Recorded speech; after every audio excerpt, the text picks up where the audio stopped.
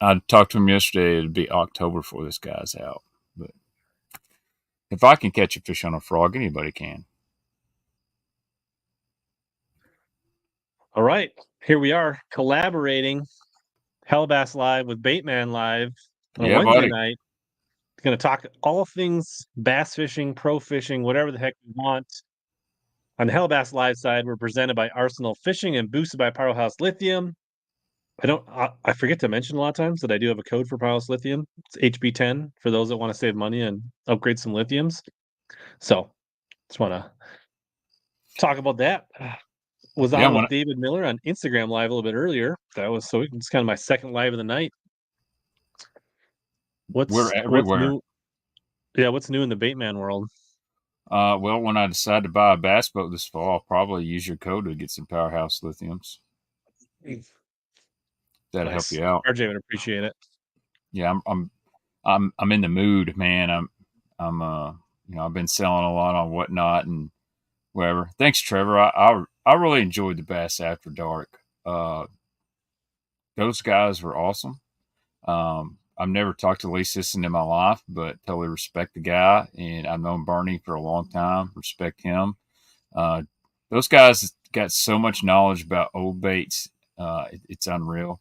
I'm probably going to try to get Lee on one of my streams, and we're just going to talk boss and maybe get Epic Eric in there as well. And, hopefully don't confuse Lee any, but I really appreciate those guys asking me. And I tried to stick to the program. I was going after, the most popular knockoffs where I feel like Bernie and Lee, they knew about the original baits that were knocked off. And so you got a lot of knowledge from both sides there.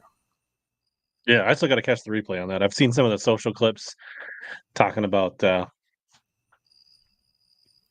this guy. I saw the little vertical clip on Instagram, but I mean, it is what it is. But I'm on your show tonight, Rich, and I appreciate it. And I'm dual streaming over on my channel as well and my Facebook, so you guys can watch anywhere. And I got bait problems. I got packages coming apart and stuff, so I figure out what I'm going to do there. But your thumbnail, Rich, Jacob Wheeler. Yeah. Is he human? I'm starting to wonder. So I'm going to give you some stats here. And so stage 1, 7th, stage 2, 12th, 5th, 11th, 6th, 8th. That's an average of an 8th place finish. That's not Jacob Wheeler. That's only good enough for second place. That's Alton Jones Jr. And he's still 14 points behind Jacob Wheeler with basically finishing no worse than 12th the entire season so far. Yeah, so Wheeler's a machine. And I'll also say this, Alton Jones Jr. is a great fisherman. A lot of people made fun of him when he left Bass to go to MLF and lots of jokes there. But dude has cut his own path. He's a very versatile fisherman. He's kind of a likable guy. He's got a dark sense of humor on social media, but I've talked to people who say he's easy to fish around. He's a good dude. He's just young, but he seems like one of those guys that can pick up on a technique that was, let's say, established in Japan and not a lot of guys know about it, and then kind of bring it here a little bit. But as far as Wheeler, dude, I don't care what people say about him. Other podcasters and people have, thrown some shade. At the end of the day, you got to catch them. I don't care what kind of information you get or don't get, he's got experiences on a lot of bodies of water, and dude, he slays. I think he's got a killer instinct too. When he knows he's in contention to win, like you don't want to be that guy in front of him because he can pull it off. But again, versatile fisherman. He's won on the Tennessee River multiple times. He's won on the Ohio River. He understands bass. I know people say, "Oh, well, he follows people around and maybe he watches the live streams when his group's not fishing." I really don't believe all that. But that's up to you what you want to believe. I can't force you to. It's not like me and Jacob are best friends, but I do know the dude, and he's a lot more legit, and he's a good person. And you know what? He's a Vol fan, there's only about one Vol fan that fishes or tries to fish that I don't really care for. So I like my Vol family. You got yeah, Vol fan. You can root for Robert Gee. He's a big Yeah, Vol fan. Well, yeah, actually, I isn't like Robert. John Garrett's a Vol fan? Yeah, Some of these the young EQs are Vol fans. yeah. We finally got a national championship. I did not get kicked in the nuts the other night. I definitely expected it though. Yeah, so Wheeler, a fourth, a first, a first, a fourth, and then he bombed, had a 17th at Eufaula. I mean, and then he's leading the James River by a bunch after his day one. Yeah, and look, man, it's hot there. It's hot all over the South. So, yeah, shout out to RJ. I forgot the goat, Bill Dance. I don't know how I did that. I guess everybody already knows. I mean, has anybody put on for Tennessee harder than Bill Dance in their lifetime? I don't think so. I mean, I'm even talking about former players, but back to Jacob Wheeler. I mean, the James Rivers. I mean, it's got them. It's got good quality fish. It's got numbers, but dude, it's hot. It's the last weekend of June, basically. These guys at Bass, they're dying on Smith Lake. I mean, Menendez already told me. He said, "Man, it's going to be so hot." He said it was really hot the last tournament. So, I mean, there's a thing about bass fishing a lot of people overlooking that. It's the physical fatigue of bass fishing. A lot of people think, oh, well, if a fat man can do it, and like David Fritz just sit there and spit red man on his moccasins all day, anybody can do it. But man, on these summer tournaments, you've got to be mentally prepared and at least a little bit physically prepared for that kind of stuff. Absolutely. Yeah, I think Tyler makes a good point. There are some guys that are a little bit aged out in the MLF BPT now, but those guys at the top, Alton Jones, DC, Wheeler, I'll throw Drew Gruel in that mix now. Bass, they would be right in the AOI. I don't know that they'd be spitting out averaging a top 8, but they'd all be right there on the Bass side in the top 10, I think. Yeah, I've always found that funny. The Wheeler argument is in DC. They're like, well, look, that format, they're only winning that format, bro. DC and Wheeler won at Bass. DC won an Elite Series event on Neely Henry, I believe, Uh, and or no, DC, Ross Barnett. Ross Ross Barnett. Barnett. I'm sorry, it was Ross Barnett. Wheeler won the first Bass Fest on Chick Yep, with a hair jig. He also won in Cherokee. Cherokee before there was scope on 2D with a little minute bait. So Yeah, I mean, if you count Bass Fest and Elite Fest or Bass Fest, or what was it called? If you count that that first one, that then is the Cherokee was first his Bass first ever Fest. Elite event. He won his Correct. first 2 Bass events he ever fished. Yeah. So it's hard to discredit that. And, I would love to see Wheeler fish a classic or 2 or 3 or whatever. I mean, he did But, well in the Knoxville Classic that he fished. yep, He super sixed it, right? I believe so. Um, you know, I think there's at least 10 guys fishing the BBT that if I'm elite guys, if they were to come over, your butthole would have to pucker just a little bit because they're that good.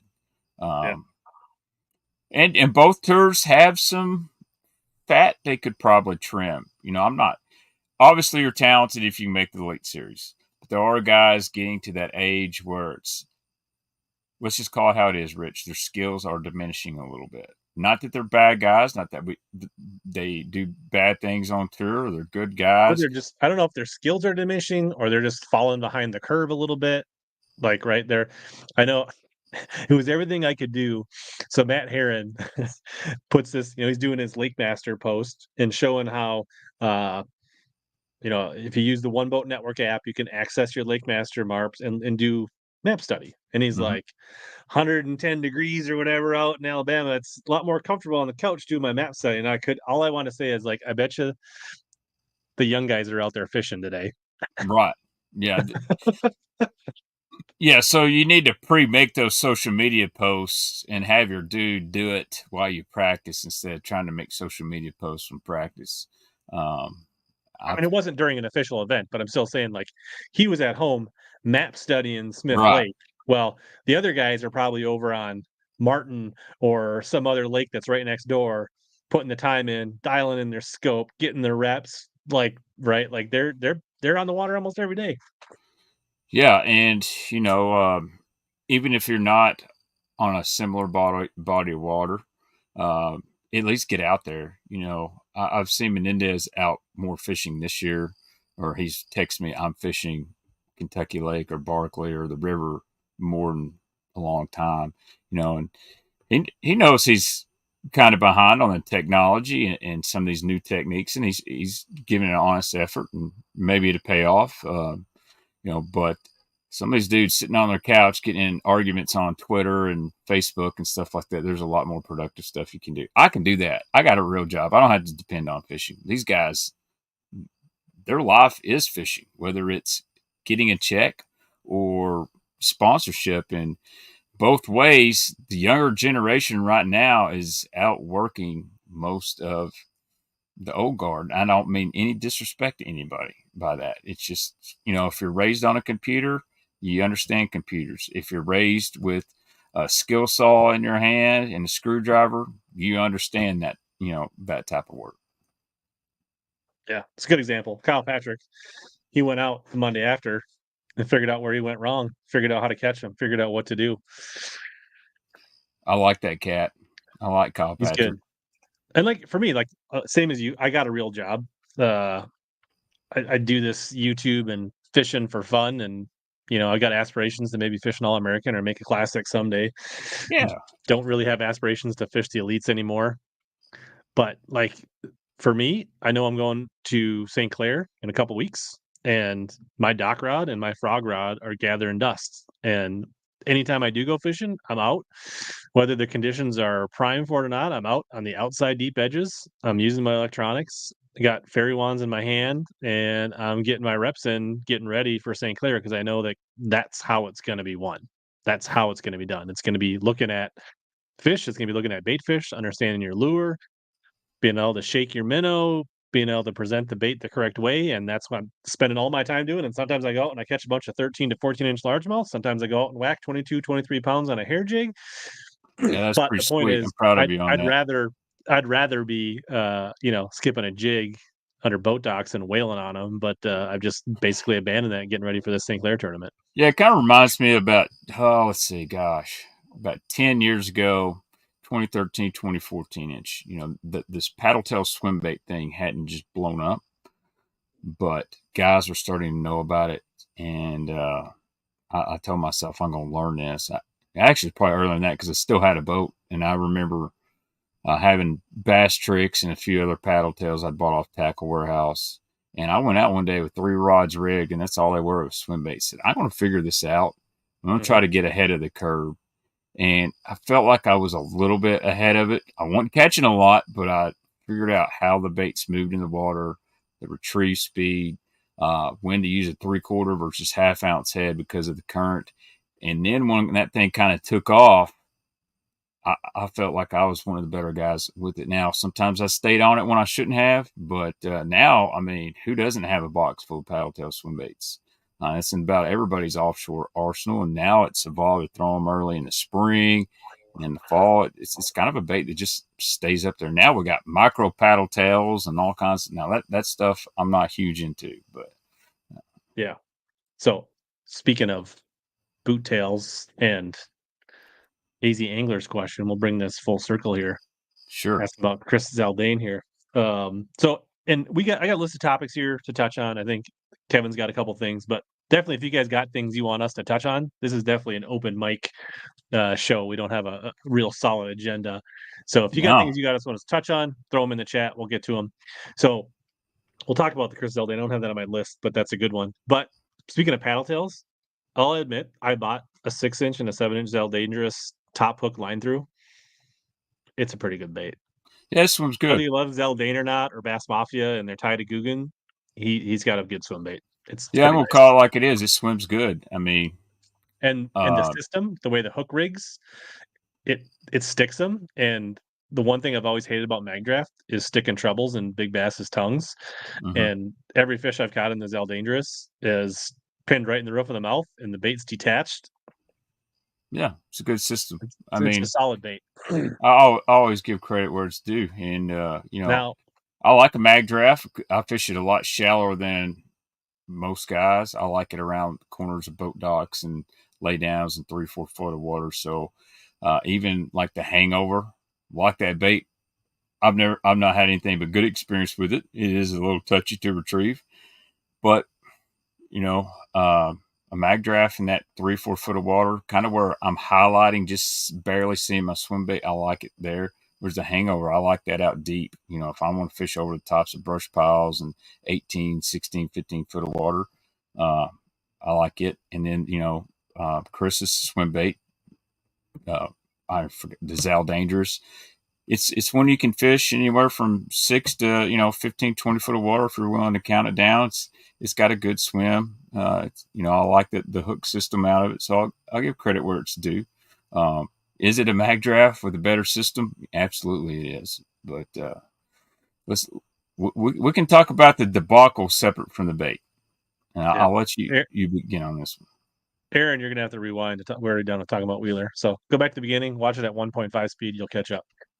Uh, um, as much as I just praised his swim bait, uh, I thought he came across as an entitled douche on Lake Murray, and I kind of gave him a little bit of benefit of the doubt when I saw his like tournament video. And the only reason I watched it is because a bunch of people were chatting about it on social media or Instagram, whatever. So I went and checked it out. I thought in his original tournament video, it just looked like it kind of gave me the impression that Zaldain was there first and a local pulled up on him.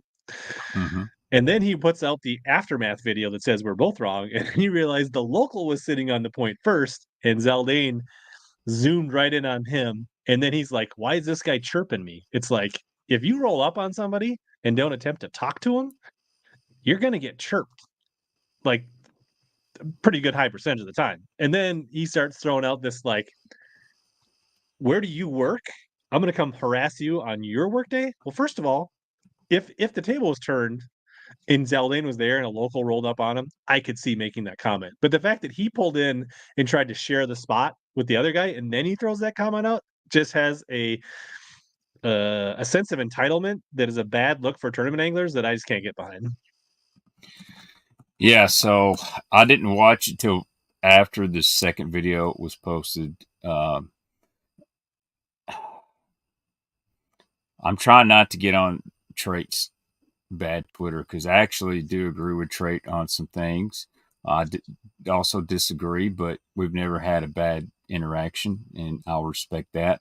Uh, and I've met Chris; he was normal to me, but in this instance, uh, I just, dude, I live on Kentucky Lake, man. It's y'all have seen the Randy Haynes, Jason Lambert fiasco.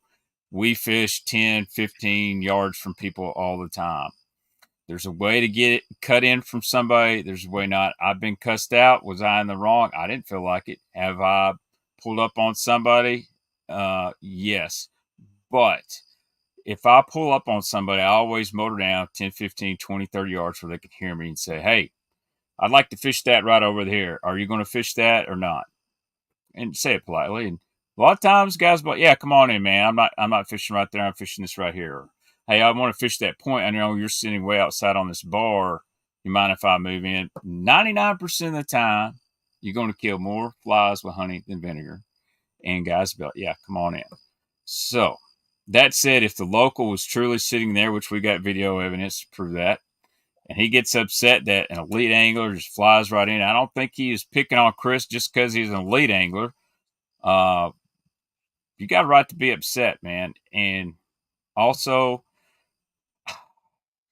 we're doing a lot of things as anglers for clicks. Look, I made a nice clicky title for a video. I went to the school of Randy, and sometimes I feel like lately guys are fishing for clicks and hits versus fishing for bass. And this is no offense to Chris. There's other anglers that do it, but will we be talking about him right now because he had an average finish at Murray in the last tournament, we would really be talking about him right now if that incident doesn't happen.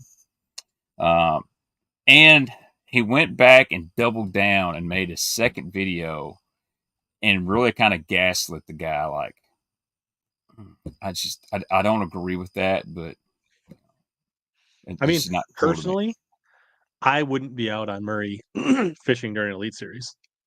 I wish more people wouldn't try to fish during big of tournaments, but I also understand that it's a public lake. And if that's the lake that's closest to their house and they got 4 hours in the morning to go fishing, hey, it's a big body of water. Like, Yeah, I understand it. I mean, I go out of my way not to fish during tournaments. Uh, the other night, there was a junior tournament that rolled onto a lake that I was out with my kids, and I got off the water. Like, and rather instead of peeling on them in front of a bunch of high school kids, I decided to get off the water. Like, so, yeah. I mean, it I mean, works both it's ways easy to too. get frustrated as a tournament angler, but you also have to have perspective.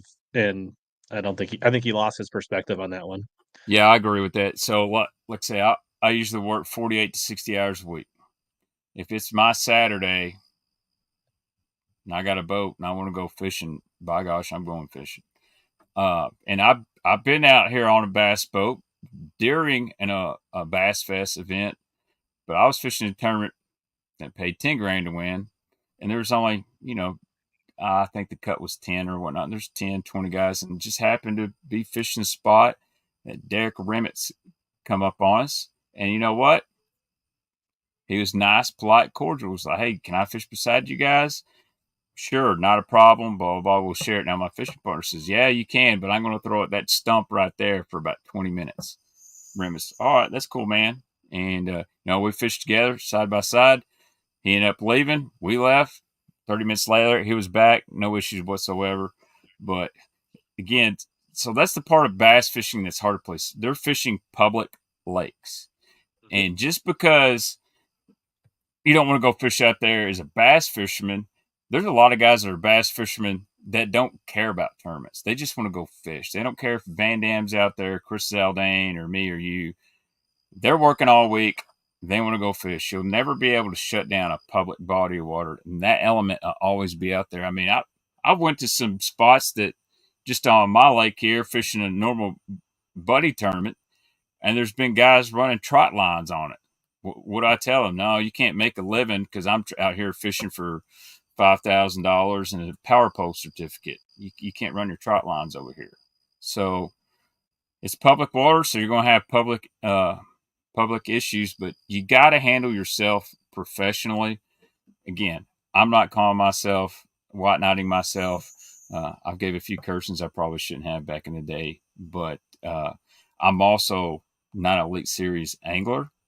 And when Chris made the comment, well, how about if I show up to your work? Yeah, dude, come to my work. Like, I don't think he would last for a couple of hours. It's a lot of manual labor involved. So it's that was just a little much for me.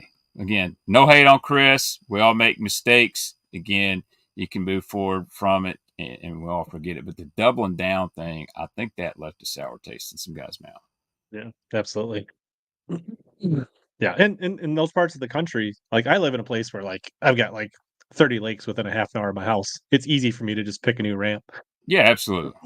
I mean, That you've makes only a got big a difference. handful of places you can fish without driving, around a really big lake and spending a lot of gas. Yeah, not everybody has that luxury. Number one of lakes being close, but you just said driving around spending gas. Maybe a guy saved up all week and all he's got $60 to put in fuel on his boat, so he wants to fish Kentucky Lake or Lake Murray or whatnot, and he can't go drive 10 minutes the other way to go to another lake. So Yeah. That's what happens when you hang around with Triccola too much. You start to get weird.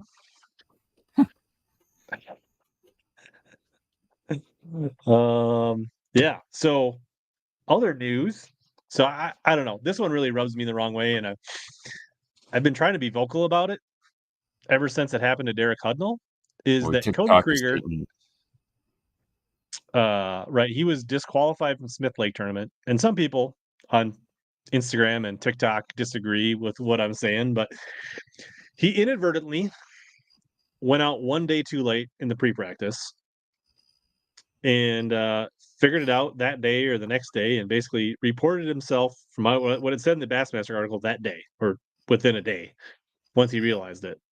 And then the Bassmaster issued, I think Monday, the first day of practice, a DQ, which was weird that they waited 27 days or whatever it was to issue that DQ.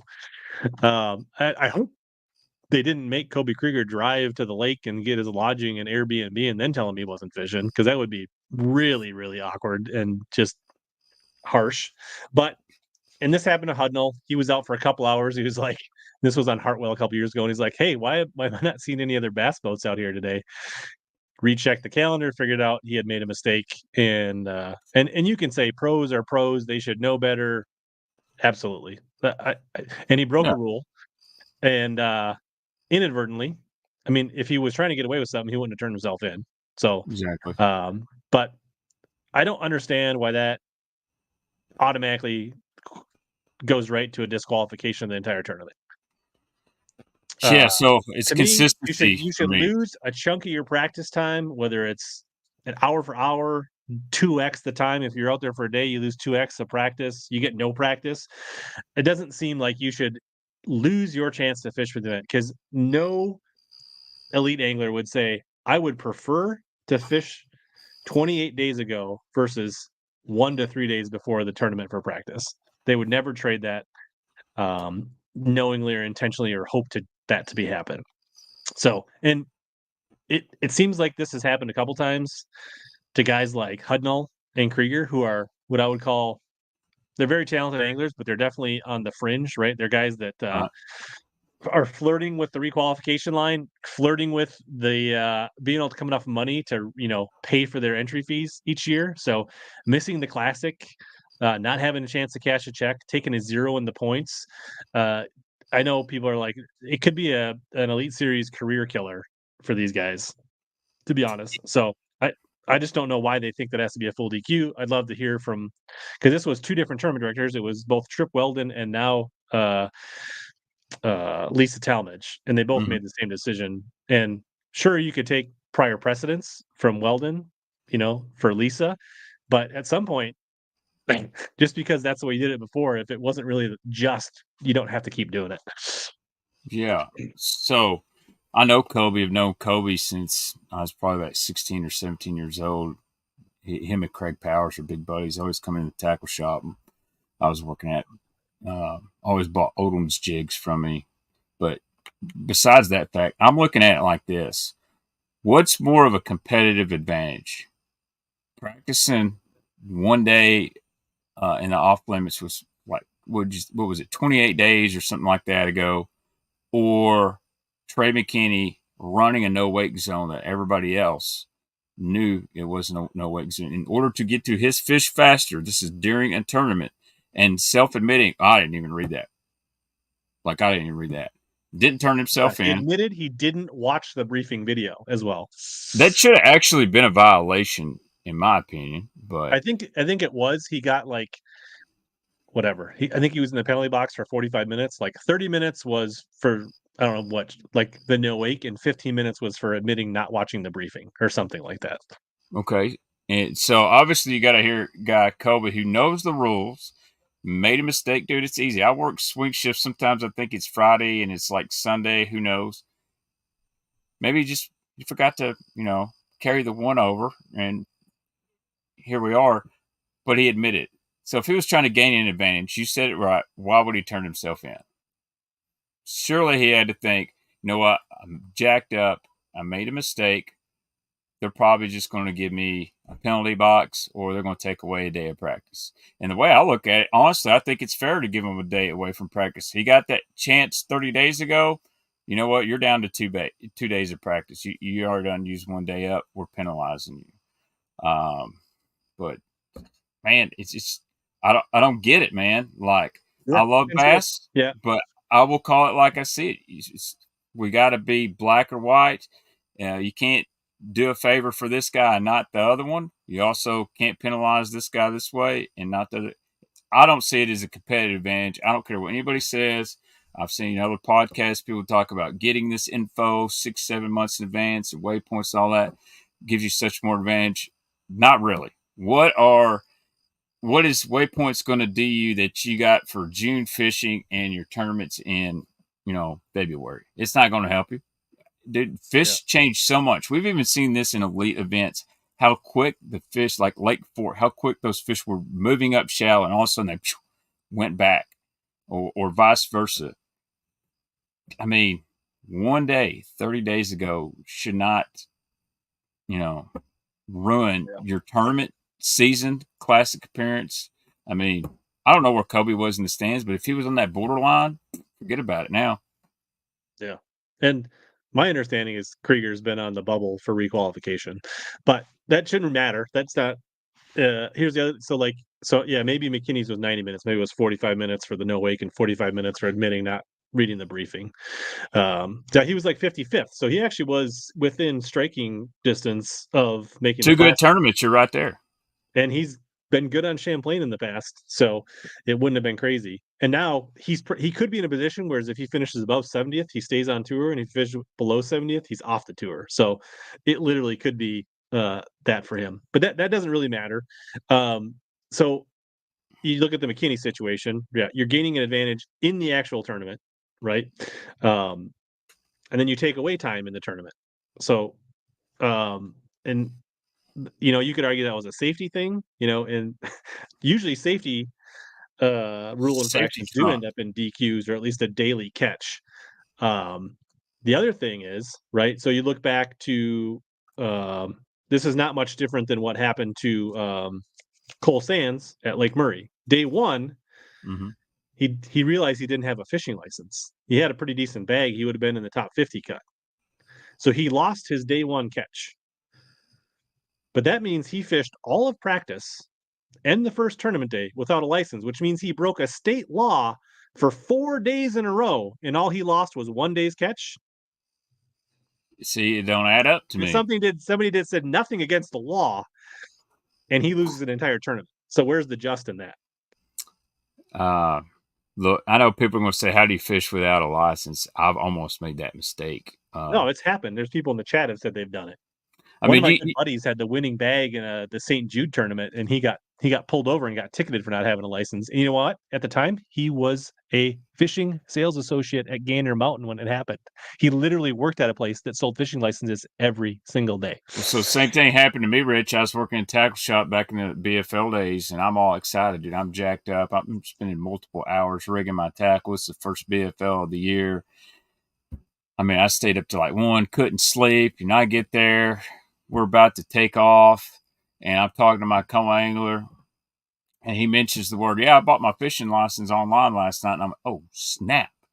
I totally forgot. I was ready to take off. I would have, if he hadn't have mentioned that, I would have 100% fished on my home lake, the first BFL, without a fishing license. And so I had to stop. And I was able to get one at the marina. This is, because my phone wouldn't get to the internet. So I went to the marina and they sold them. I bought one. I was actually late. I was like boat 40. And I remember going out like in boat 90 just so I had my license. But it's easy to do that.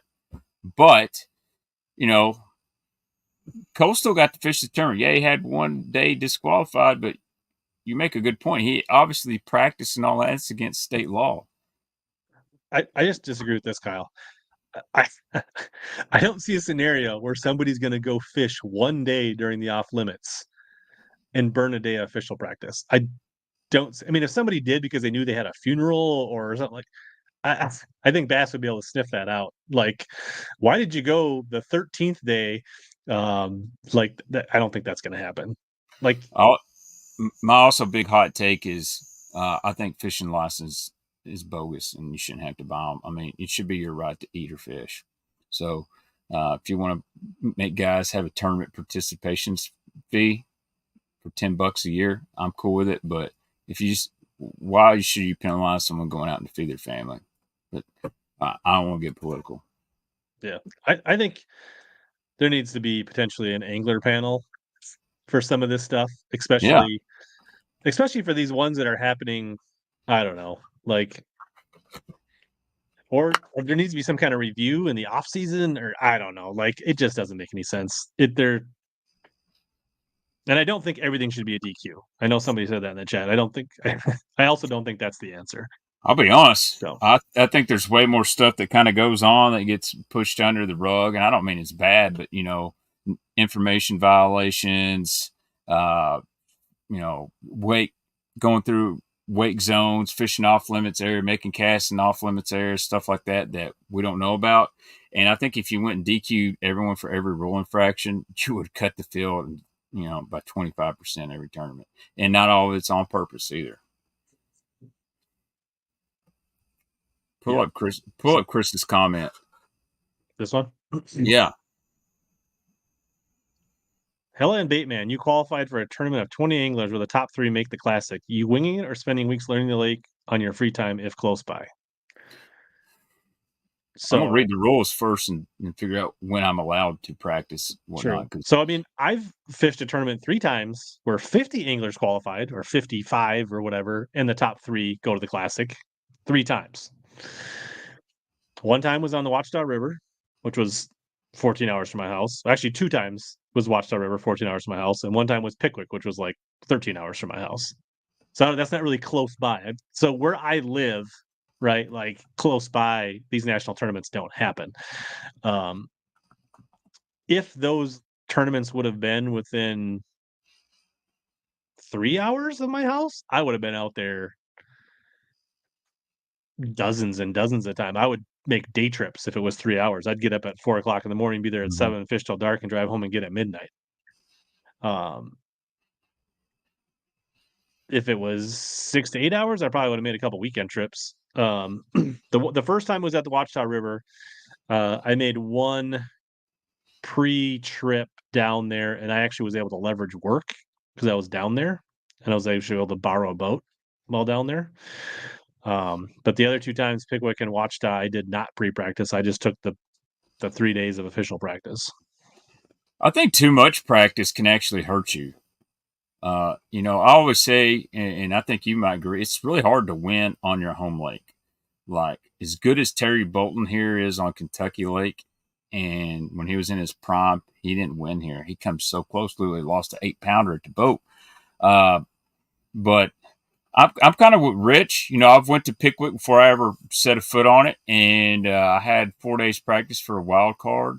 And honestly, I kind of figured them out the first day of practice, and the second, third day, I was just kind of spinning wheels, trying to figure out backup patterns. And, then I had boat trouble, so it all didn't matter. But I'd hate to spend all that extra money with 2 or 3 trips down there and all that, and then something happened. Then I'd be in the hole even more money. But I guess it depends how close it is to me. If it was a tournament on Kentucky or Barkley Lakes or even the Tennessee Cumberland Rivers, I'd probably spend a little bit more time, but there's only so much you can learn, and fish change so much. I could see getting spun out really quick. So you got to fish in the moment, as they say. Yeah. So, and it kind of depends on the fishery. Like, if it's a place like La Crosse or Toledo Bend or the Watchtower River or Santee Cooper, where navigation is a big deal. Yes. Then I think pre-practice makes more sense. Like, just going down there and spending that time, so you know how to get around, so you know how to make it through the S turns in the Watchtower River, so you know how to navigate Toledo Bend, so you know how to, or Pickwick. Maybe you go down there for a weekend and figure out how to get up to the tail race without ripping off the bottom of your boat. Like, there's things like that that are definitely worthwhile for that type of stuff. But some things it doesn't matter as less. But in this new day and age, depending on the time of year, if you feel like it is an offshore bite, a lot of these guys like Tyler Williams and Kyle Patrick, and I think Jacob Wheeler does this to some extent. They go in and they scan and they scan and they scan. Mm-hmm. And they find every brush pile and every stump and every little rock outcropping, and they mark them. And when they come back in the tournament, once they figure out what they're on, they've got dozens and dozens or hundreds of things to run once they figure out what they're on. Yeah, I mean, Tennessee River, that's the king of that, and Jacob is very good at that. We'll talk more about Jacob. I've watched him during practice here on Kentucky Lake. I never seen him make a cast. And when I seen him, he was up near Kentucky Dam. And that afternoon, well, when I got done fishing my derby, his truck and his boat was on the water. His truck and trailer was still at the ramp, and it's 4:30, and I see him right past Jonathan Creek, and he's still idling. The dude's still scanning stuff. He's been out there for 8-9 hours. And now with the technology we got now, this was back in the day where it was just side scan and down scan. Number one, you could spend a day going and marking all this stuff on a quarter of a lake, come back the next day, drop your scope and go, all right, these brush piles, nothing in here, move it here. These are rock piles. Oh, fish, fish, fish here. Let's go run these other rock piles real quick. And then once you see the fish on there, you can just go eliminate a ton of water really, really quickly. And you do, as good as finding fish these guys are, like Jacob, they're really good at eliminating water. And I don't mean eliminating water like me because I suck at fishing. I mean, they know where these schools of 3-4 pounders are versus schools of 1-2 pounders are. Like that, it's not going to do Jacob Wheeler any good to go catch 1-2s. I know it's MLF, but if you can catch the same amount of 2.5 to 4s, you're one up on the guy that's found the school of 1-2 pounders. This is a good point, Clay. I do think the BPT sets itself up for Wheeler's turning IQ to be overpowering. If you put him in a 5-fish derby where he doesn't know the scoreboard and he can't go practice during the tournament and weights, the whole weight, the resetting of weights and the live scoreboard, him and Cannell and a couple of these guys have just perfected like catching just enough and practicing and playing the game. And I think some of that stuff actually, to some degree, Bassmasters is chess or checkers, and BPT is chess when it comes to like the tournament strategy. When you have all those like live leaderboards and resetting of weights and a 6-day tournament. Yeah, I mean, it's a different strategy for sure, but I think DC and Mark Daniels and Jacob and since some other guys, if they were to go fish 5-fish limit, there'd be a little bit of adjustment period, but they're good enough, dude. If it was a 10 bass And I'm not limit, saying Wheeler goes from winning the AOI to 70th place. I'm saying like, oh yeah, he wouldn't run away with it as easy, and it would be a little tighter at the top. Is all I'm saying. He'd still be top 10 AOI perennially, if not 5. Like, yeah, I mean, but I yeah. And don't when think he goes. I don't think he goes first, second, fourth, fifth, eighth, seventh, sixth, 14th in the Bassmasters in that right, format. I think no, he'd be right up there with McKinney and Joe Lee and those guys this year, though. Like look, every as year. good as Van Dam was, how many of those electric seasons of just top tens did he have? He'd always have a couple where he's mid pack or whatnot, but dude, when he could turn it on, man, he could absolutely turn it on. And I'm not the guy that says the competition wasn't as good back then. I think it was as good as it was for that era of bass fishing. Obviously, we got guys that are better with electronics.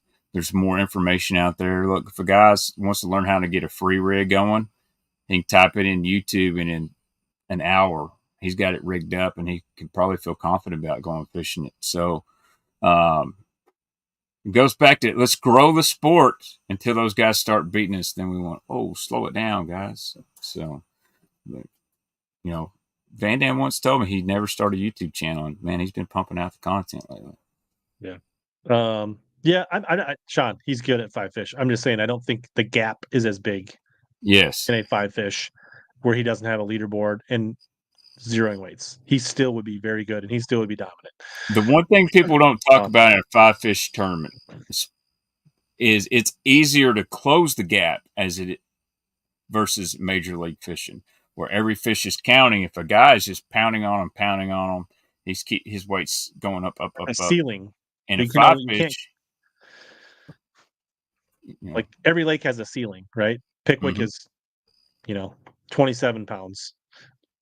Lake Fork is 40 pounds. Smith Mm-hmm. Lake is 16 in the summer. Right? Like there's only I'm so even far over you can that. get out ahead. Right. We're 5-fish limit. Oh, I got a 10-pound lead. I'm safe. Man, if 10-pound lead on Lake Fork ain't nothing.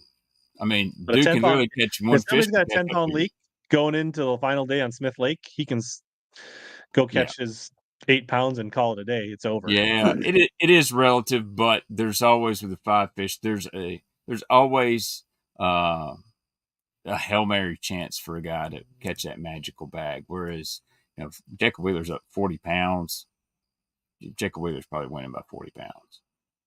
But anyway, let's move on to another topic. This one was feisty. I do think. Well, like I think Wheeler is making way too much money to worry about whether anybody thinks he's a goat or not. But I do agree, if to get the like popular consensus of like winning over the like that he is KVD, like he would have to go back to Bass and show it at some point. Oh, But 100%. I don't I think he think, has any ambition because he's literally making $300,000 a year curb stomping everybody right now. I think And he's that's got a just real tournament solid money. deal That with doesn't count Academy too. YouTube and endorsements and anything else. Yeah, dude, he's going to Tennessee Vols game, getting the best seats in the house. There's no doubt he'd been in Omaha if they weren't fishing this week. I think Wheeler would be very good. I don't think he would smoke the guys coming in the EQ. I think he would beat a lot of them, but some of those guys would be up there with him. So And one thing we hadn't touched on, and this doesn't matter if you're a vet or if you're young or a rookie, momentum in fishing is real. I feel like Mark Zona when I say that. Momentum is real. But guys get hot, they get a little bit of confidence. I mean, you saw it with Ben Milliken a little bit. He'd come off qualifying for the leagues, and then bam, his first couple tournaments, he had some really good momentum. Kyle Patrick, he's had some really good momentum this year. Not saying he's winning them, but he's learned how to finish really consistency. I mean, Jordan Lee, man, once he starts getting rolling, man, he's confident, and you always saw that with Van Dam. It was like once Van Dam had that tournament where he tasted being on the podium, being on that hot seat, he'd have solid 2, 3, 4 tournament runs, maybe even AOI runs. So, uh, Jacob has more momentum than anybody, except I will throw a name out there. We're going to get him on Baitman Live next week. My man Jake Lawrence over there in West Tennessee, I would put a solid argument that he's the best kept secret in pro fishing. He's an elite series angler fishing in the FLW Invitational. I'm not saying he's better than Wheeler. I'm just saying the dude has been money all year, and he's proved it off Kentucky Lake. solid angler. He's got some. I mean, good buddy Tin Horse Monty's had him on a couple times. There's some good interviews if you want to check out. So I'm going to tee this question up in just a second here. How do you feel about pros sharing info during a tourney? So we're going to come back in 30 seconds and tackle that question. Are you ready to reel in your next home purchase or refinance? Supreme Lending's Dream Team can help guide you through the entire mortgage process, from pre-qualification to closing. We have a wide variety of home loan programs in our tackle box, including down payment assistance and first-time homebuyer options. You can ask HellaBass. He trusted us to help finance his home. Contact the Dream Team today by searching Supreme Lending Dream Team, or click the link below in the description, or scan the QR code on your screen.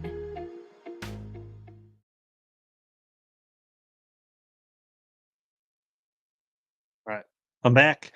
Thanks to the Dream Team. Shout out to them supporting the channel. Need any finance, refinance, looking for a dream property, new lake place, check him out. He's a fisherman just like Baxter and myself. So back to the question of Aaron. How do you feel about pros sharing info during a tourney? You want to go first, Kev? Yeah, am I unmuted? Okay. You're good. I don't see anything wrong with it. I mean, guys have been sharing info for a long time amongst themselves. I mean, you have guys that room together. That's something you're not going to be able to police either. I don't believe. Guys that camp together. And sometimes sharing info is more than just getting the best spot. It's maybe just figuring out if you're on the right technique or not. Hey, I'm throwing a biffle bug and I'm not getting a bite, and your two roommates are like, bro, I ain't going to give you our spots, but they're biting a crankbait. Sometimes that's all you need to know. I think people think just sharing info means swiping waypoints and this and that. I think it's more very broad stuff like, hey man, they're not on the swim jig. I wouldn't even tie one on. You know, they're on a spinner bait, and I'm finding my fish around cypress knees. Oh, okay, so this guy goes and tries that and see if it works. But I think amongst themselves, I don't see anything wrong with it, to be honest with you. I think as long as it's within the rules, for the most part. I mean, it happens. It's not really enforceable. I mean, it goes from anything to what you're just saying of like just giving somebody a bone, like, hey, maybe try sliding out to 18 feet, Yeah, right? Don't forget to fish the wind, like, right? It could be like, hey, maybe throw a white chatterbait instead of a black and blue chatterbait, right? Like, it could be something that simple. But they're also, I guess, the extreme is like, I think actually, Red Wine and Jay Shakurit were on Bass U talking about this, and basically on day 3, Jay Shakurit was on a school, absolutely peeling on him on top of the flat or on top of a bar, and Red Wine just happened to be coming by, and they're roommates. They work together. They share information and practice, and he basically would give him one of these, pulled him in. They both got 18 pounds off that school. yeah. There's nothing wrong with it. So let's say I make the late series. We're both on the late HellaBass, and I know this would never happen. But let's say I found a mega school and I'm leading the tournament. I've got me a nice lead. Here's HellaBass. He needs to get a check. There's nothing wrong with me going, hey, right in here, tie you on or plum worm, throw this way. Let's just that's a friendship deal and competitive, man. Sometimes you want your buddies to do good, and I know there's several guys that room together and they fish together, and they have no problem doing that. And sometimes your friend just needs a little pick me up, I'll tell you all a cool story. I was told this by a late series guy not long ago. They were down at St. John's, and he was catching a lot of fish, but lost several in the tournament. And when another Elite Series guy saw it happen and said, "Hey, so what were you throwing out there?" And he told him, he said, "Man, but I keep losing them." He's like, "Let me get you something." Brings him out a hook, a specialized hook. Said, "Man, I'm telling you, this hook's the deal." Gives him a pack of them. Guy goes out there, catches everything the next day. I think that's a great show of sportsmanship and being a good competitor. Could easily have said, that guy's in my area, he ain't catching shit. But hey, let's help a guy out. I think there's nothing wrong with that. I guess then make friends, Aaron. I guess sometimes in life there's an advantage in not being an asshole all the time. And getting along with others and networking, that's just life. Like, it's not just fishing, right? Like, that's like, not everyone gets measured on merit, and like sometimes it's who you know, how you know. There's networking. Like, you can't know everything and learn everything yourself all the time. Right. Nothing is a complete 100% level playing field. Yep. And it's like that when you're trying to get a job. I ain't gonna lie. Where I work is really hard to get a job, but I just happen to know somebody there, and I put my application in the right time. I got hired, and it is what it is. My dad always says sometimes it's not what you know, it's who you know, and now if you're a good worker, it's gonna changes. Hey, thanks, Jay Beffa. It was very good to meet you last night as well. Yeah. What's up, Jay? Jay was in the middle of what I'll call the mecca of baits last night. If you were on my Whatnot stream, my buddy Michael Russell is just godly. I'm going to spend days organizing. So, but we'll talk about that some other time. Jay was next to me at Pickwick in the boat ramp, or when we were at the national championship. Sure was. Told me that. He said, "Yeah." I said, "I'll be on HellaBass tomorrow night." He said, "Yeah, I know. I met Rich at Pickwick." And I said, "Dude, Rich is a great guy." So it's weird how even though this fishing community is really really big, I mean, there's so many people on YouTube that have no clue who Baitman or HellaBass is, or even some of these pros. But it's always weird how big this community is, and all of a sudden you run face to face with a guy that knows your internet best friend. So, yeah, or however you want to call it. And like, I'll be honest, like, so I got Lake St. Clair coming up in 2 weeks, and we're in the off limits now, so not getting any information, playing it all by the book, right? did I talk to a few people beforehand just to get some like general ideas? Like I asked questions like, how bad are the drum? Like I know the drum are really bad in Erie. Like how bad are they in Lake St. Clair? Like, like things like how big a Kitech do you like to throw? Like, is it more of a 3.3, 2.8, or is it more of like a 3.8, 4.2 kind? You know what I mean? Like just getting Should I general stay vibes on and things 8 like Mile that. Road? Right, like learning like general stuff and hey, what boat ramp should you park at not near Detroit so you got tires on your trailer when you come back? Just things like that. But like I have a guy that I am talking to, and we're probably going to work together in practice because Lake St. Clair plus Detroit River plus St. Clair plus part of Huron and part of Erie is a pretty big place even to break down in 5 days. And St. Clair is more about landing on the fish than how good you can catch them. And Right. if you and another guy can land on them, you both can make the top 10. And then So execution will come. So, it, like, here's a point I want to make about this. I think that's smart, Rich, for a reason you might not be thinking about, and that's boating safety. You're going to a really big lake that is known to chew up rangers and the biggest tritons out there. You got to be able to know where some guy might be at, whether you're stranded coming back or going there, motor goes down. The tournament director usually can't come get you. But if you know someone or somebody else that could be in that same area, that could save your life, believe it or not. absolutely. What's up, AJ? Speaking of which, I think AJ and I are going to travel the national championship together. So, what's up, Colby? 23 months strong. Yeah. I did forget. I do got a couple boxes over here with some stuff in it. We'll probably open those up here in a little bit. Bring it How you out. doing for time? Are you you got to go to bed or anything, or how you doing, Kevin? No, I don't go back to work till Friday night, so I'm going to stay up all night pretty late tonight. I'm going to stay up pretty late tomorrow, so I'm good. And my kids are behaving. That's good.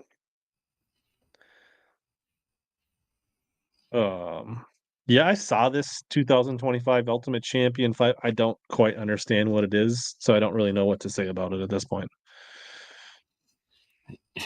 I'm not eligible, I'm pretty sure.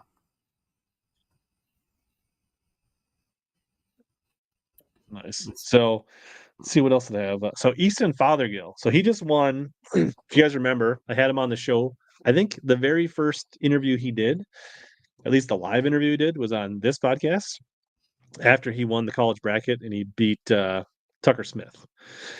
Mm-hmm. And now, because of that, he got his entry fees to the opens paid for. He got the use of a nitro at a truck.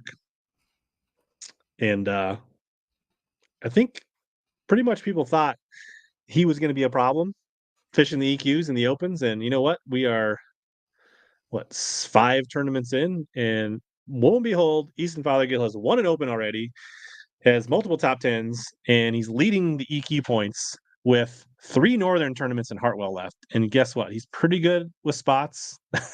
Hartwell shouldn't be a problem. I think he's going to catch him at St. Clair. Leech Lake is his home lake, and he's gotten a lot better at river fishing living on the Coosa. So Mm-hmm. I would pencil in Easton Fothergill into the 2025 Elite Series. Yeah, don't release the dates for those yet, Bass. Oh, it doesn't matter. They can't do it anyway. I forgot. Yeah. No, that dude's a good angler. I kind of feel he's just a little machine. Like there's guys that just pick it up, man. They take a little piece from that lake to the next lake, and they get this little snowball effect. So John Garrett's a really good example of that. Like he was so close to making the elite so many times. I had him on stream, and he was kind of breaking down. Like, man, if I don't make it, made a cast with a 6th fish on the Arkansas River that cost it for him. Cost him a classic and an elite qualification. I remember that. But dude, he hit the late series this year. What did it take? 4 tournaments? Bang, got a blue trophy. That's just, he's good. There's guys that are just freaking good at catching fish. I don't think people give them enough credit. I never really considered John Garrett a rookie. He'd already fished the Classic before that, but technically he is an Elite Series rookie. I mean, this is a good point by Clay, right? 2-time qualifier, Classic qualifier at 22, and has never fished an elite event yet. It's pretty awesome. I think we will see a guy that qualifies for the Classic and wins it before qualifying for the Elite Series. I think we'll see that in our lifetime. Not a Federation guy. I mean, an elite angler that won an elite event and that got the berth and won the Classic. So basically an open angler. Open angler, yeah. And that may have already happened before. I just don't remember it. But there's been guys that have, like Randy Howell, the year he won, qualified for the Classic because he won an open, but he was an elite angler already. But I don't think there's been an open angler that has won a Classic. Clay says Duckett kind of did that. That is kind of true that Duckett kind of did that. Hey, unfortunately. Pull up Andrew's comment. Let's talk about baits for a minute. Any bait rumors you two have heard from companies waiting for ICAST release? I have heard very few rumors. There is no hype about ICAST this year whatsoever. There's a hype video on Tackle Warehouse. That's it. Now, I know some stuff, and I don't mind telling you guys. Strike King's got some new baits. They got a flat side called a Hardliner coming out, designed by Mike Russell and Kevin Van Dam, and with some input with Mark Menendez. It's kind of a throwback to a Little Petey. Really sweet bait. It's going to have a knocker inside. It's going to be the Hardliner 57. The 5.7 stands for 5 to 7 feet deep. They'll have another one coming out later. That's the 3.5. That's 3 to 5 feet deep. They've got, I don't want to spoil that, but I'll stop it right there because they have something coming out called the Final Copy. You can only assume what that is. Now, I've seen it, and it's quite a bit different, but whoever's there in the old bait naming, in the bait naming department, hey, man, need to pay attention to the surroundings a little bit more. Missile Baits has got some new stuff, I believe, but that's about all I know. Buka, I think, has something coming out. Yeah. Buka, he's no longer doing Catch Co. He's GSM Outdoors partnered with Buka, so I'm really excited because I know the guy at GSM, Chris McPally, he's always been a Bullshad fan. So I could see Buka and them doing some really awesome stuff. And so just to be clear, he's only working with GSM on the injection molded part of the business. Correct. They're not building resin, which is what used to be Catch Co. And he's going to build. They're going to expand that, but all the hand poured resin stuff still will be Bullshad Baits, and that's still done by a small team in Georgia. Yeah, and you know what? I'll tell you right now, I really respect Mike Buka. I know he was just on your stream not long ago. I've always tried to get him on mine, but Buka's deaf, like legit deaf. No, so I don't know how you pull that off. That you have StreamYard and it's the same, he'll do it. He has a way now to caption it on here. Right. So, yeah, he'll do it. I thought about just driving down there and doing like a live from the Bullshad warehouse or whatnot, but Tyler says Catch Co seems to be dead. They were doing the Whatnot thing for a long time, and they basically quit. And one of the dirty secrets I found out is they hooked up with a lot of these Whatnot sellers and were basically supplying them stuff. Yeah, they're liquidating their stuff, all of these Whatnot guys, and that's why you saw so much of it on there. Yeah. So Sean says IMX Pro will have a new version. The Tungsten Evo Chatterbait. Dude, I like the Evo. I'm not gonna lie. I had one tied on a lot this year. Really good bait. Good bait. Caught a lot of key fish in that Bass Nation tournament on Mississippi River.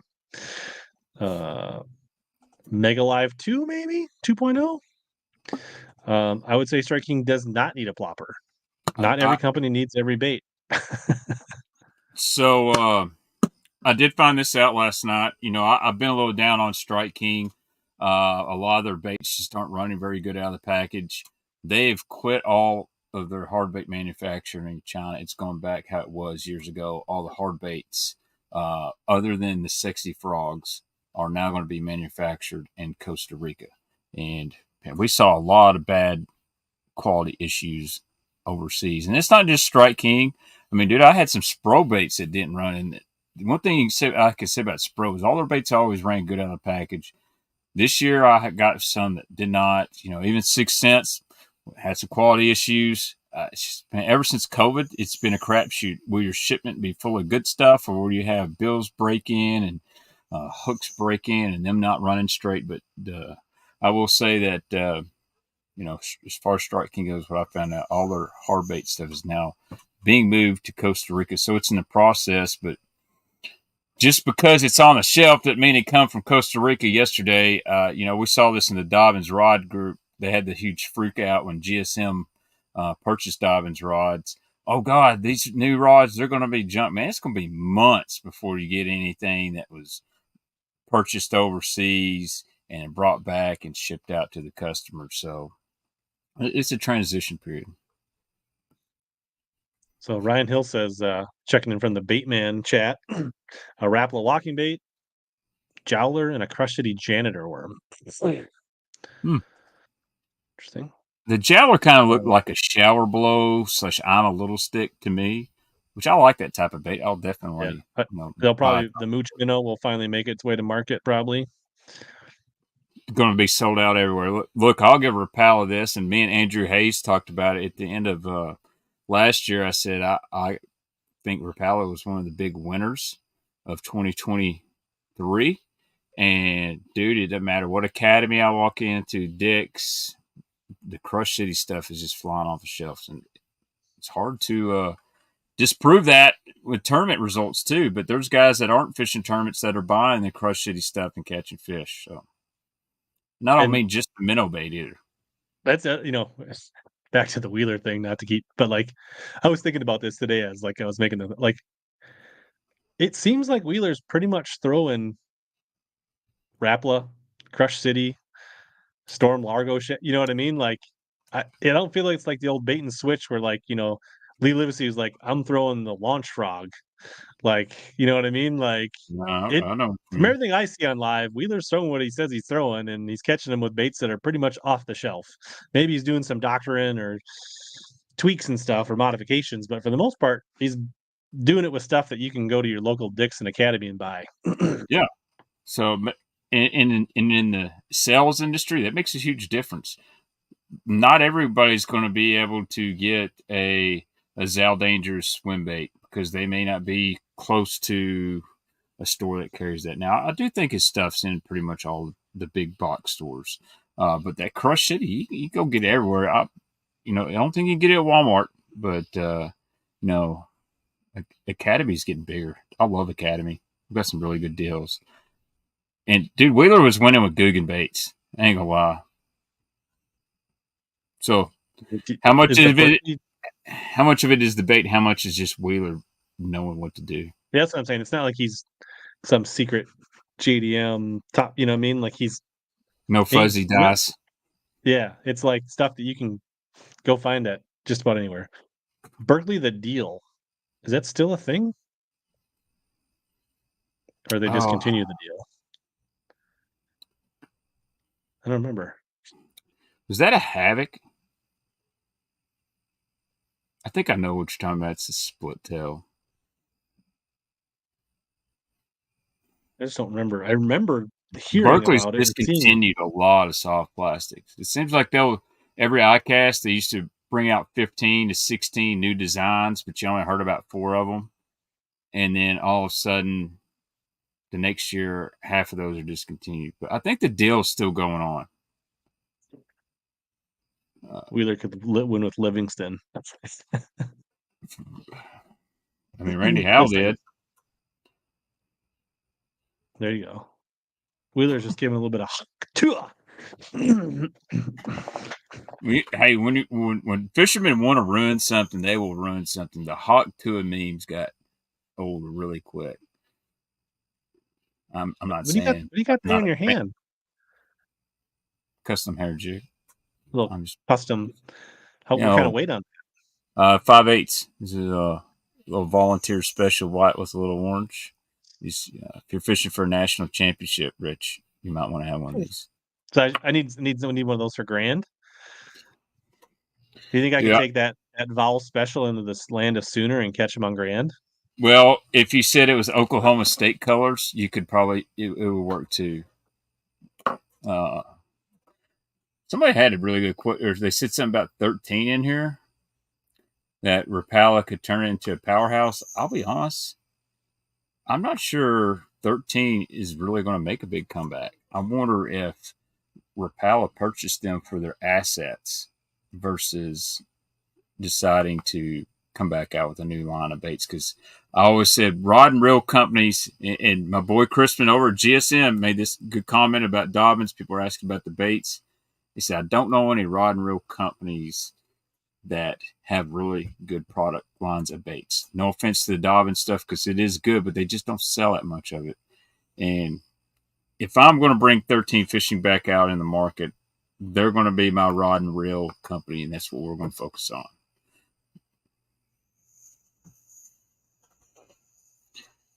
Hopefully, you use the code Tony and save yourself some money.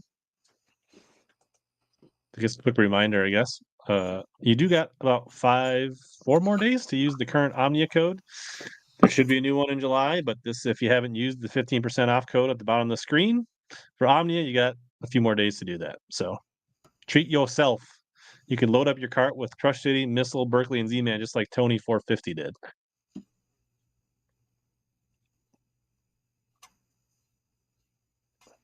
Let's see.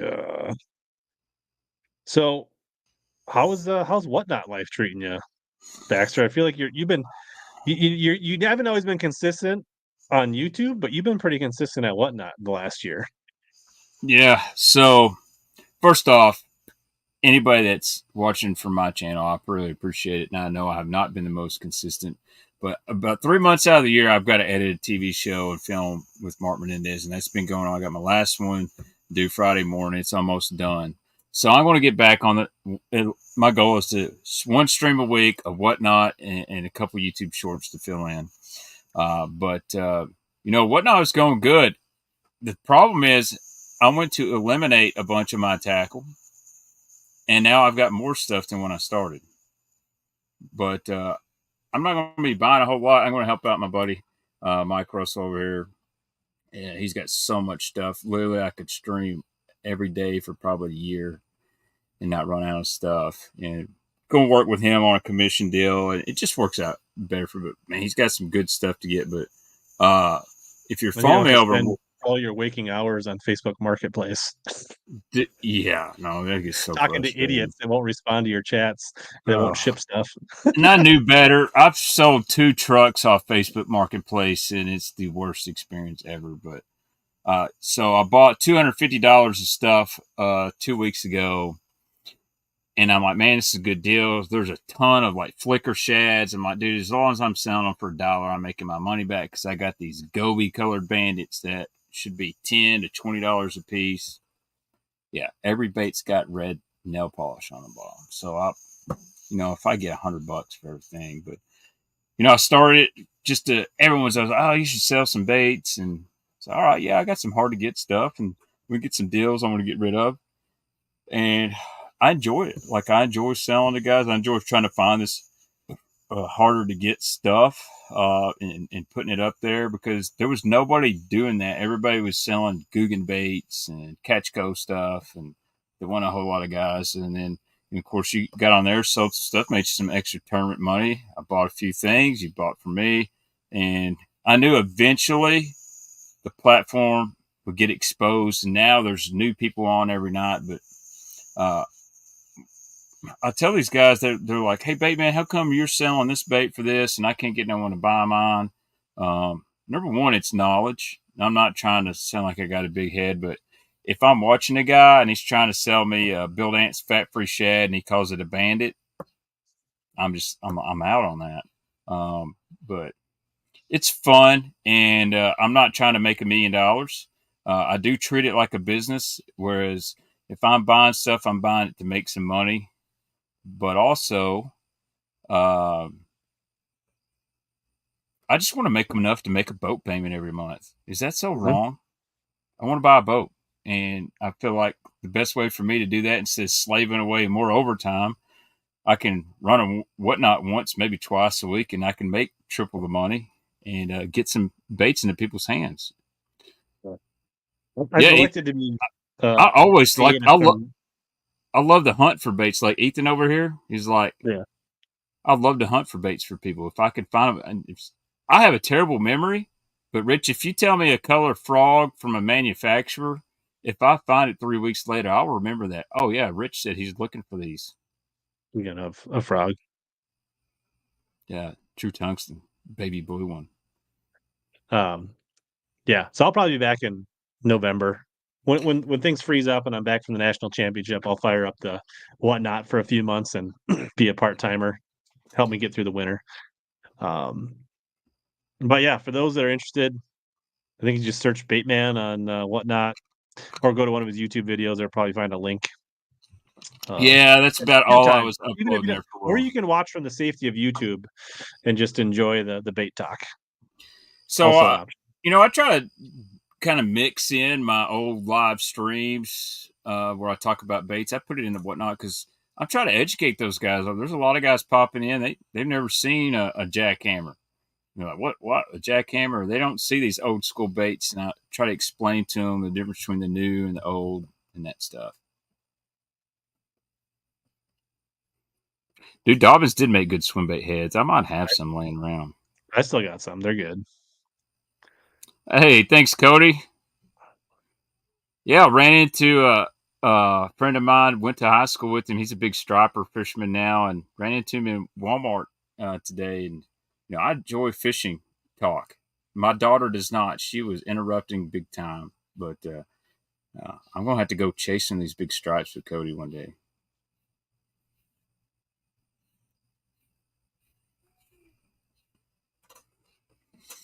Yeah, that's all, Clay. I appreciate that, man, and I'll give Clay a shout out, man. He found me some tackle in Texas one day, and I spent $20 and made about 150 on it. All right, good question, Ryan. When are we going to be able? This is the new 6 Sense Hush Frog. This I just talked to 6 Sense yesterday. Shout out to Zach Kennard. This will be at their facility sometime in September, October, so just in time for that frog season down there on Gunnersville. Oh, Rich got him a swamp donkey. There's some similar vibes. I mean, they're not the same, but they got No, some vibes. yeah, smaller body here on the Hush Frog, but the nose is very similar with that keel. You can throw this on a mat if you want to. It walks really, really well. And I didn't cut those tails. These tails are going to come pre-cut in that shorter deal. So if I can walk this frog and I can catch one on it, anybody can. Oh gosh, is that really Edwin Evers fishing? I need to fact check this. Shout out to Edwin. Known you for a long time, bud. Good dude. I'll have to see if Edwin will be nice and join one of my streams one day. Shouldn't he be at the James catching bass? They're probably making fun of me at the James. Like Edwin's got it pulled up. I'm like, hey man, this guy used to film me. Look at this guy. That is the new 6 Sense Hush Frog, Tim. I got another one in black and blue, but this little gill color, man, it works. What other 6 Sense baits the guys have been teasing? There's a plopper coming out. I haven't got sent a new care package and nothing a whole lot. Some of the stuff that Corey Johnson was showing on Instagram, I've already got. But I will say, this bait right here, this Pressure Series crankbait's a deep flat side money. Like, will it replace a 6XD or a Cloud 9 or stuff like that? Probably not. But in a situation with a lot of heavy pressure fish, we're good. And one thing I did, I banged that off some brush piles, and that's when I caught the bigs. So, yeah, there's a prop bait coming out. There's the plopper style bait. I'm going to have to get one Pro Step guide. Tell him I need some samples.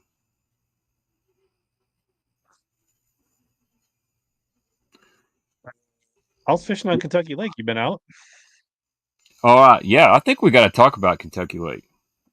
And I'm going to give a shout out to one of my buddies, Brandon Hunter. You guys need to follow Brandon Hunter Fishing over on Instagram. He's a guide out here at Electronics Guru.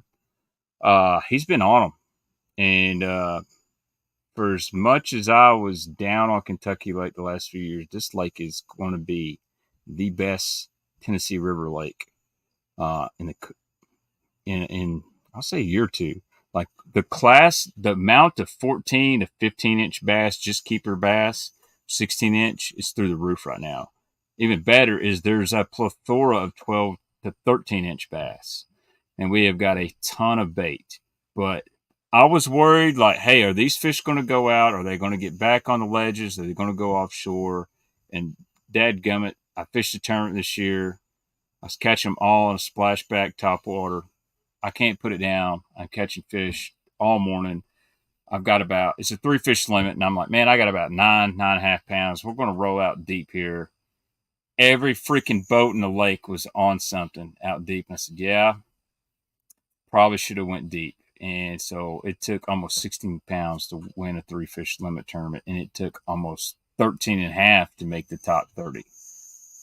3-fish limit. That's one of my regrets, is that I never went to Kentucky Lake when it was like where like 50 fish days were like normal, like just average. Yeah, so it's turned out really good. Obviously, there's a few. You'll have some down days, but man, if they pull a little bit of current, the offshore bite's there. I mean, it's a big. They're biting a plug, man. They're biting a crankbait. They haven't done that in several years. When current's not rolling, guys going to a hair jig, Carolina rig. The big worm bite's been really strong. And do you think next year, late May, early June, if I don't fill up my schedule with a bunch of opens and stupid big tournaments, bring it I on. could come down and bring the Slamus down and take Baitman out on the Kentucky Lake and see Darius. You may not have to do that. If I get me a boat this fall, I'll be dialed in. It'll be fun if I get a boat, because one, I'll do more videos because I can kind of document, because I'm going to have to teach myself how to fish as a boater. You know what I mean? It's easy to go fish out of somebody else's boat to an extent because you're along for the ride, but having my own boat and teaching Junior's getting into it. So let's open some maybe I'll have to bring my boat so we can just go gunnel to gunnel, and you can have Junior in the boat, and I'll take Darius. And so Junior is learning everything on a spinning rod, and I'm kind of glad he's doing that, because I learned on a bait caster, and I'm not that good with spinning rod. That kind of reminds me. So the pond by my house in the neighborhood got dug about 4 years ago, and somehow there's a few fish in there now, and the bluegills have been biting. And there's a lot of neighborhood kids that are like taking up fishing, like kids that I've never seen with a fishing rod in their hand now are up there fishing, which I think is pretty cool. A couple of the twins right behind me, they got their dad to go out to like Dick's or Fleet Farm or something and buy a couple bait casters. And so I was walking the dogs, and they were clearly struggling because I think they went from like a push button to a bait caster. So I had to show them how the magnetics worked and how to thumb, and give them a little quick lesson so they could, not have all that frustration. So, all right, we'll open the boxes, and then we'll talk about Smith Lake. Yeah, let's do that.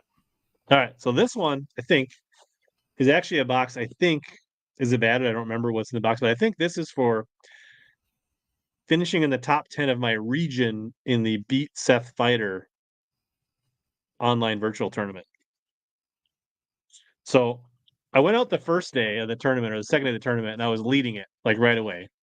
I just had a few hours to fish during a media tournament, and then I didn't get to fish for a while. Then I went on the last day of the tournament, which was Father's Day, and I cracked almost 23 pounds on my local lake, and got back up in the top. So I think this is that. So for my no entry fee tournament, I got a nice Omnia t-shirt, which these are super comfy. People in the chat that got these back when they used to give them away for spending $100 can vouch. I think AJ, his entire wardrobe is these. Pretty nice. I love me. And then I got a sample pack of VMC Redlines. Looks like I got one like offset, one EWG, and one Nico hook. I like the VMC Nico hook, ain't gonna lie. I got a bunch of them. And then I got a Terminator 3/4 ounce pros jig. Expect to see this in a Whatnot stream this fall. Hey, there's a lot of guys that are looking for the old school Terminator finesse jigs. All right. My wife's home.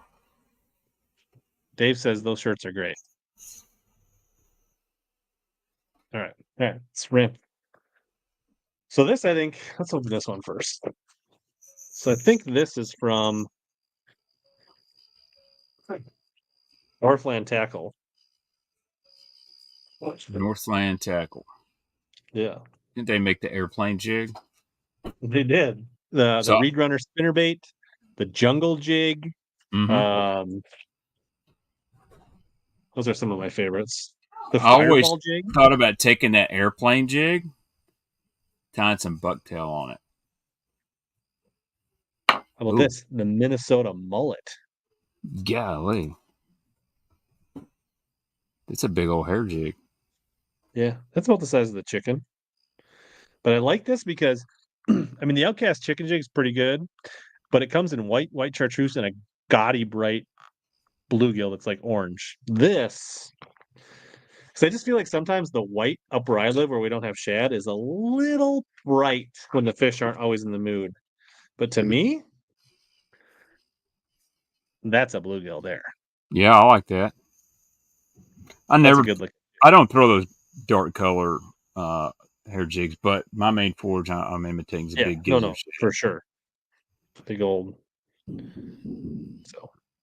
So we got that. Have you ever just put a trailer on your hair jig? I know Dalton Smith, he guides at OHIV. He actually puts a trailer on his hair jig. Like a trailer or a trailer hook? No, trailer. Okay. I have not, but I did think about like the white one I had. I thought about just putting a little like chunk of Max Set Senko in there, just so there's like a little bit of scent or body to it. Yeah. So if they're like trailing it, they just get a little whiff. And I also got, I think this is a little whiff, the crappie. I like that.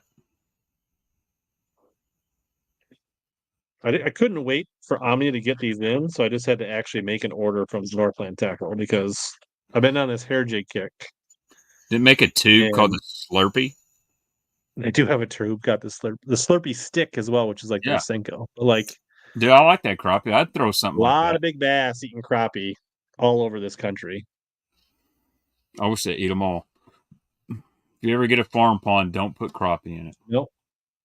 So I think I ordered 3 of each of those. Basically 3 bluegills and 3 crappies. And just to make sure I got free shipping, I got some smeltinator heads, which I'll probably take up to Lake St. Clair. Yeah. Shuttlecock is a really good hair jig. These are all 3/4. I found that these big hair jigs fall unbelievably slow, and messing with anything less than 3/4 is just, it's hard to keep it down. Yeah, so my go-to is a 5/8. And I really like the teardrop style head. I had a 6 cents hair jig. I caught a couple fish on. I broke it off on a stump. They don't like stumps either. I think it's hard to tell, but these chicken jigs are pretty bulky. So I think your 5/8 ounce jig might fall slower than this faster than this 3/4 ounce jig. Yeah, that teardrop head style makes them fall different. Now this is a big one. This is there you go. That's a hog farm. That's the stand-up hair jig, and this thing is thick. Like my wife would need to get thinning shears, but when I wanted just a big bulky hair jig, I'll go to this one, and it stands up. So a lot of times I'll let this one fall all the way down till it's 100% on the bottom and count it for a second or two, and then I just like to stroke this one up and let it fall down. Versus the teardrop style, I like the KVD retrieve. Let it fall, crank on it 4 or 5. Let it pendulum back to the bottom, crank on it, where it's almost a constant swim. But this one, I like to just stroke it up and down. Yeah. These stay pretty full. Like they a little bit, but they keep most of their shape in the water. Now, so that's the thing is like when I first, these ones don't shrink that much, MJ. They stay pretty full. The more bucktail and big feather, slow, like they don't collapse. It's literally like. But anyways, so before I ever fished swim jigs, all I saw was KVD on Chickamauga, guys throwing the shuttlecock on Pickwick, right? Like it's very much that, right? And like I tried that so many times with these jigs in Minnesota and caught pike, never caught a bass. In Minnesota, where I fish, with bluegills, natural lakes. For the most part, I throw it out, I count it down like a giant fluffy K-Tech, and then just slow roll it in, and it just kind of floats through the water. And when they choke it, it feels like a swim bait bite. It's awesome. So, not saying there's never a time to do but once I stopped doing that and doing the slow rolling it like a big swim jig, my catch rate went where I live. I've caught them doing that before, and the reason I did is I was doing my normal deal, 3 or 4 cranks, kill it. Is I was getting all my bites while I'm cranking it. Like the good bite is when you kill it and it's falling, your line goes bing because they eat it on the fall. But I started getting them on the crank, so I threw it out there and just started like a slow roll of spinner bait, like close to the bottom, just kind of move my rod up and they cool. It's cool. I love a hair jig bite. I do have a live where I actually, so I've been doing this where I've been doing more lives on the water. I noticed. Trying to perfect a way to do that and still interact with the audience. So, but the last time I was out there, I actually caught several on a white outcast chicken jig. So I had an idea how to do that. You need a second cell phone. You need Wi-Fi in your boat. You almost need a second cell phone where you're watching yourself so you can read the comments. No, so what I did, little mount. Mm-hmm. If you go check it out, I've got a mount where I've mounted a tablet above my live scope, so it's bigger, so I can read it. Yeah. Clay, the hookup ratio is pretty good because there's nothing to really like. I mean, it's just hair. I actually caught a pike that had its like corner of its jaw tangled in the hair that I never actually hooked. Got it all, and it was like an 8-pound pike. So, but the hook it's not hard to hook them, but you are a pretty heavy piece of lead. So having the right action rod with the right, so you kind of need a little light tip to let them eat it, but you need good backbone because it's a big hook. And then you need kind of that moderate-ish action so they don't throw it too easy. But once I hook them, I'm just I like a stiff crankbait rod. Does that make sense? Almost a stiff crankbait rod. And you don't need no 7-Eleven ledge fishing rod. The rod I throw, it's a 7-foot, medium heavy, fast action cranking rod. It's got some tip, and it'll fling it out there. It's pretty sensitive, and they don't throw the hook. Yeah, the 2 rods I've used is the Dobbins Extreme 745, and then the XP 764. But yeah, you don't have yet. Yeah, you don't have to have a high-end setup. Those are great rods, by the way. Perfect for that. But don't go to your local tackle shop trying to find the highest-end mega bass rod to throw a hair jig. No. You're going to know when they bite it. It's not a subtle bite. So this, I think, is a bunch of stuff I actually ordered myself, mostly for St. Clair, I think. Actually, I bought these because they came in stock at Omnia. They're probably gone by now. Yeah, Haymaker hook. And all the raves about the Haymaker, they had them at Omnia. I should have probably made an Instagram post or something, but bought a couple of these to try. I haven't tried them. I'm anti-EWG. They're not as heavy as I thought they were going to be. I thought they'd be thicker wire. I'm sure they're plenty strong, but have you tried the Haymakers? I'm anti-EWG. Yeah, I mean, obviously these have. However, shape, so we'll see. I do throw them around shallow cover, which is what I think that hook is really designed for, like your rage bugs, your beavers, your maybe even tubes, and your bulkier soft plastics. Yeah, I'll use EWG then. But for the most part, dude, I'm an offset or straight shank guy. I mean, if the Castelline thinks they're good, I'll give them a try. All right. He did design a good bait in the gravel dog. And I bought some bait fuel just in case it's a thing on St. Clair. I'm sorry, but if not, I can use it as lube on the way home if I have a bad finish. So.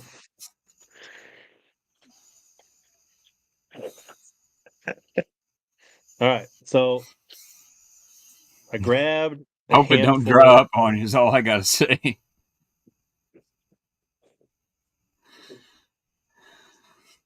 All right, we got. Well, now they got the injector, so if you have a really bad finish, you just bait fuel to the beams. Just end it all. So I got a couple of the G-Fix 80 Duo Realis spin spy baits because if it slicks off and it's calm, spy baits can be a thing on Lake St. Clair. And then I bought some of the 90s as well. Get you some OSP cranks. And then I bought a bunch of different size redline Nico hooks for drop shotting, and then threading baits on for drop shotting. I really like. I don't know. Have you tried like the little keeper pin with the label on it that Redline did is money. Yeah, I saw that. So I like the regular VMC Nico hooks. So I guess I'm going to have to get a bunch of these Redline hooks. That makes tackle organization so nice. Just dropping that little bad boy in your box. Not gonna lie. Yeah, right. I know all about organization. You don't see this disaster I've got, even though I got organized. Got some of the deals E2s. So that's a sleeper bait right there, man. I'm telling you, Z2 is deadly. Some 7-pound sniper. Not 6 or 8, but 7. Well, I've got 6 and 8 pound Tatsu, but I got some 7-pound Sunline sniper too. All right. Some Hayabusa straight. Just another option for if I'm threading, maybe like a bigger. Mm-hmm. Right, threading them on instead of nose hooking them. Aaron, if you're still watching, I got some of the Gobi Punch X Zone tiny tubes. A couple bags of those. Bigger size Wacky Nikos, Redline. And these are not. Oh, and here's another bag of the Z2s. I love that color. Because you can't just have one bag. No. And then these came back in stock. The Bellow so these Shad. are not really. These are the Bellow Shad floating. These are like the Elaztec version. And AJ's Magic Juice. So these are more durable, and they still stink to all get out.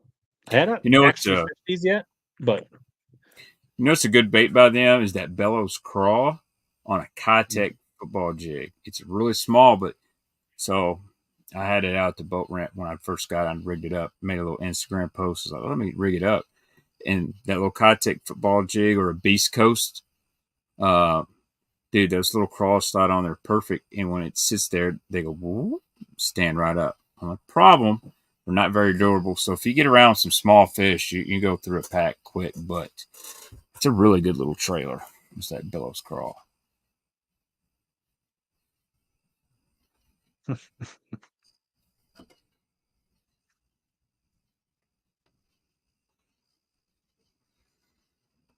Yeah, I know Aaron in here said the Redline drop shots have been a problem. They have not been a problem for me. I've been just pinning fish on them. So the cutoff for the first are you saying to get in, or information was the 21st or 22nd? So and then practice starts on July 6th.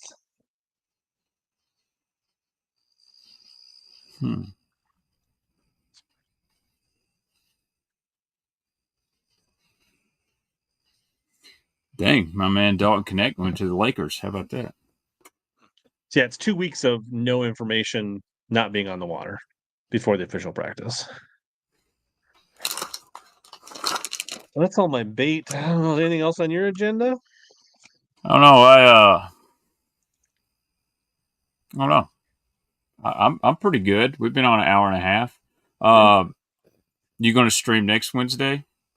So I'm going to do Whatnot on Tuesday nights, and then I can decide if I want to stream on Wednesdays before the HellaBass show or after. So the way my swing shift schedule works out, I'm pretty much free on Wednesday nights. Yeah, it just works. I would imagine before the 4th. I don't imagine it have a stuff keeping me from stream. I don't have anybody scheduled. Maybe I could do a Wednesday night celebrate American baits made in America. Last time you fluffed for me, maybe I can fluff for you this time. A dual fluffing. Oh yeah, there was that. So here, I think you answered it in the chat here, but like we'll end it with what's your winner's pick and winning weight for Smith Lake? So first off, let me preface this with I've watched less bass fishing this year than I ever have. That's not that the product isn't good or it has nothing to do with forward facing sonar. I've just been busy. Uh, I'm going to say 54 pounds. So that's roughly 14 pounds a day, something like that. Maybe a little more, a little less. It's really hot out there. Uh, I'm going to go with Jordan Lee, Patrick Walters, and a shaky head master Stetson Blaylock. We'll have Baitman rate my team. Ooh. Cole Sands, that sounds like a good pick. Kenta. I mean, assuming he's got his fishing license. But he should have it from Wheeler, so we should be good. Yeah. But here's the thing, right? So he's in bucket E, losing a day's catch. So in theory, he's caught enough fish to be more like a bucket C, D angler. So I feel like I'm getting good value. Yeah. Clearly a guy that knows how to use electronics. So I felt like he was a good pick in bucket E. Mm-hmm. Yeah. So Kenta has a really good track record in the opens at Smith Lake. Now, all those have been in March, April, or October, but clearly knows his way around, knows how to catch suspended fish, should be fine. Fujita, no experience on Smith Lake in tournaments, but pretty sure there's going to be some suspended bass in play. Yeah, that and not being there before can sometimes help because you don't go into preconceived notions that man at 8 o'clock they're going to be done for.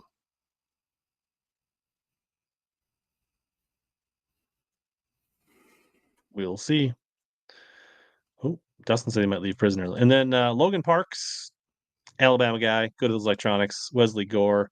I've heard Wesley Gore talk about this tournament in some pre-podcasts. He seems pretty excited and he feels like he's got something up his sleeve.